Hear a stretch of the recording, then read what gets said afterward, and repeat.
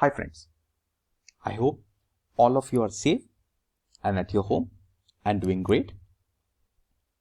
Today we would be discussing the post-COVID-19 scenario. As soon as this topic comes into your mind or you hear about it, there are multiple thoughts which comes into your mind. I tried reaching out to multiple people and understand what are their perception. The major concern was how to survive, how to maintain and manage your job, and how to manage your organization. But my question over here is, do you just want to survive or achieve the next level of growth? Many analysts and research firms are projecting a major slowdown to even a bigger recession than the Great Depression. Obviously, the first thought that crosses anyone's mind would be how to survive this, how to save our job in this recession, how to manage certain cost or certain cash flow, and how to save the companies in this recession. But there is a very small percentage of population which has always taken advantage of tougher times and grew stronger. You would be thinking why I am saying all these things? Because the situation was exactly the same or even worse during the last financial crisis of 2008, when many companies were wiped out from the global map. And at the same time, we saw many companies emerging and becoming global giants in their verticals. What was the reason for this? Before we dig in deeper, let's look at some of the companies. I believe you would be knowing these companies.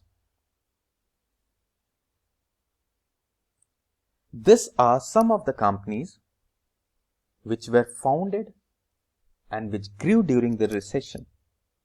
There is something different which separated them from the crowd and helped them become the global giants. The scenario is not an exception. You would be surprised to know that more than the 50% of current Fortune 500 companies were born in recession. Isn't this a surprising fact? When we hear that during recession people lose job, companies shut down their offices, many people are jobless or homeless, what is the reason that some of the organizations grow and some of the organizations perish? I'd like to leave you with this thought. When I was discussing with various mentors, colleagues and friends of mine, all of them agree to the part that it is our choice whether we want to survive or use this recession to catapult us to the next level of growth. There will always be crisis and disruption. We are living in VUCA times, where a global event happening somewhere creates havoc in our own vertical or markets. We are living in a globalized economy. So, an event which is happening somewhere else can affect your market.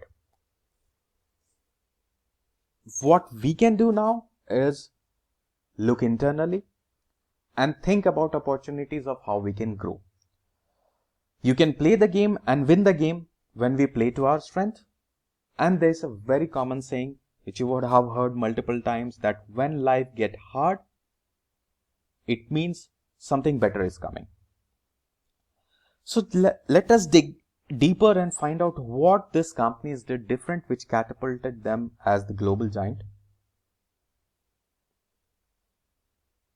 So the difference was, it was headed by people who were cool-headed. They did not panic. They focused not only on survival but on abundance. Brainstorm your obstacle. Focus on one problem. Stop reacting. Start responding. And have a big goal which can inspire you and which can change your life and lives of people closer to you. Be cool-headed, stop panicking. Panic, anxiety and worry won't solve the problem. Why we need to be cool-headed is, this chart clearly explains, if you have a problem, can you do something for it? Yes, then there is no need to worry. If no, then also no need to worry. Worrying comes when we try to control the external factor where we do not have any control. Rather than that, we can look inside of things which we can control and try to adapt into that situation. That could help. Worrying, panicking and anxiety is like a rocking chair. It gives you something to do. You would be pretty busy, but it won't take you anywhere. What happens when we panic is that we are giving our energy to the fears.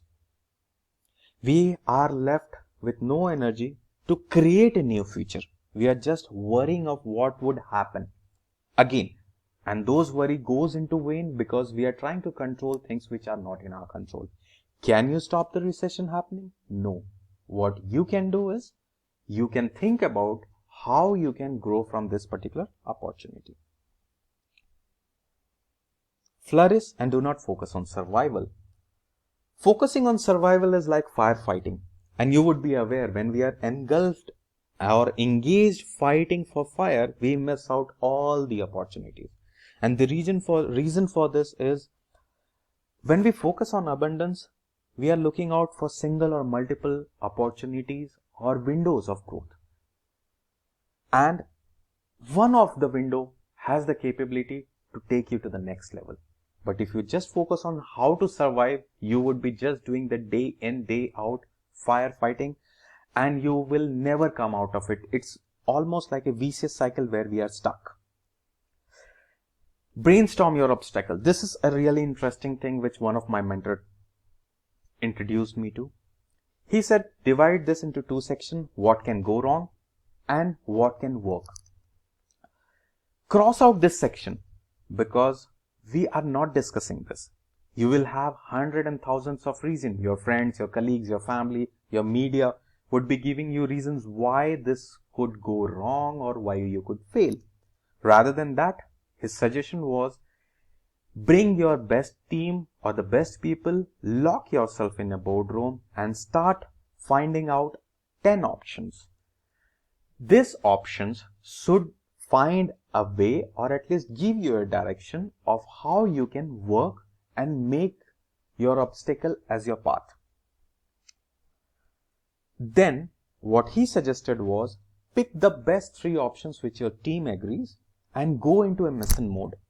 Create a task force to work on the chosen option and let the rest of the organization function as usual. Do not disturb the other people. Let this team work exclusively on finding the idea, finding the option, finding the way out. Then focus on one problem. Find a problem, solve it. You would have seen multiple companies have grown when they find a problem and when they solve or find a solution for it, or they find a need and fulfill it. Let me throw you some of the basic needs or problems which are coming up. The supply chain is broken. Raw material availability is a big question. How to sustain business if a country is getting affected? People are looking out to move out from various geographical regions and relocate to other regions for business continuity. There would be industries and verticals which would be looking up for speedy ramp up. How can you support them? The suggestion is, take a problem, choose the problem which your organization is best, I would say, or is aware of. Find the best solution for the problem, sell it to a customer, make the customer big, use that as a case study and catapult to the next level. So the main aim is to break the problem, keep on breaking till you reach to the core. This is what ants do. When they find a big ball of sugar candy, they break it into pieces and carry. And soon the whole candy is inside the ant hole. What you could do is two things. One, you need to find out a problem and solve it, or you need to find a need and fulfill it. Stop reacting and start responding. When we react, we are majorly focusing on transactional issues, or it is like short-term thing that we are focusing on. And when we are reacting, we are focusing on the issues which are not strategic importance.